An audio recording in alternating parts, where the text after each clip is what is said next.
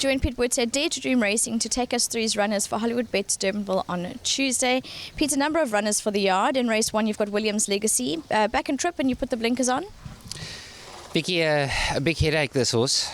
If you had to see him work here, you'll understand why I say that. He's just, I mean, his work. You think he's a top division horse, and yet he's running 10, 15 lengths back. So it's a big concern. His best run was his first run over the minimum trip. So I just decided, look, we got nothing really to lose with him. Let's put the blinkers on and bring him back down to the 12.50 and see if he can. Maybe change that form a little bit. I'm hoping, obviously, that he does. On form, obviously, he's not a horse you're going to include in anything. I can just tell you, if on work, you would think that he would win this race by 5-6 lengths. And I know, last time when he ran, I actually begged Richard's agent to please take the ride, and I said to him, I assure you, he will win. He's been gelded now. It's a different horse, and on work he can't lose, but he ran a shocker again. So I don't really know what to say. Just on work, he will win the race. It's just he's not bringing it to the track. In race 3, you've got Millennium Dancer with Anthony Andrews up, lightweight, blinkers on, hoping for improvement. Yeah, Vicky, I think.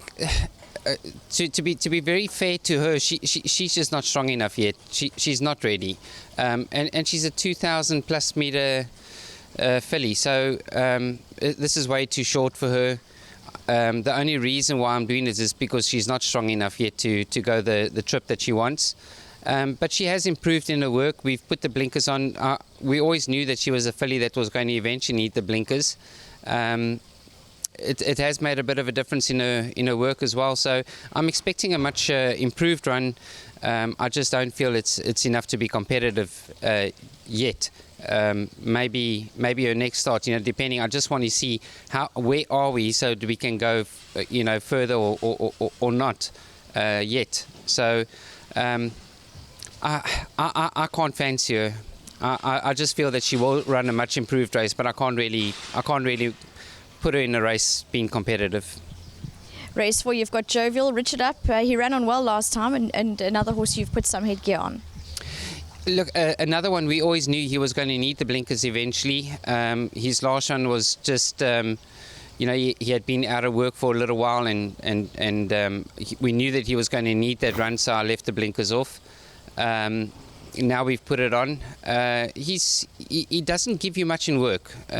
He's a very nice actioned horse and nice big strong horse, but he doesn't show you much in work. So we can't really say on work, he's going to run a good race. But on the way he's feeling and the way he moves and all that, I think we in with a bit of a shout here. Tough field. Unfortunately, I thought this 1800 meters was going to be a nice week race for him. It's ended up being a tough field, so not so easy for him, but he's well, and I think he'll run a good race. Race 5, Sansa Stark. How do you think she'll appreciate the extra? It might just be too soon for her, the 1800. She's another filly that's just still very weak and got to mature and strengthen up. When Richard rode her last time, he got off and said, I need to go further with her.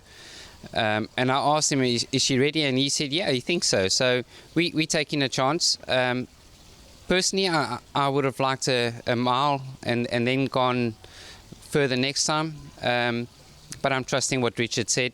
And in saying that, she's actually come through that run very well, and she's doing quite well at home. So very, very strong field this. For an 1800 fillies meter race, wow, it's very strong.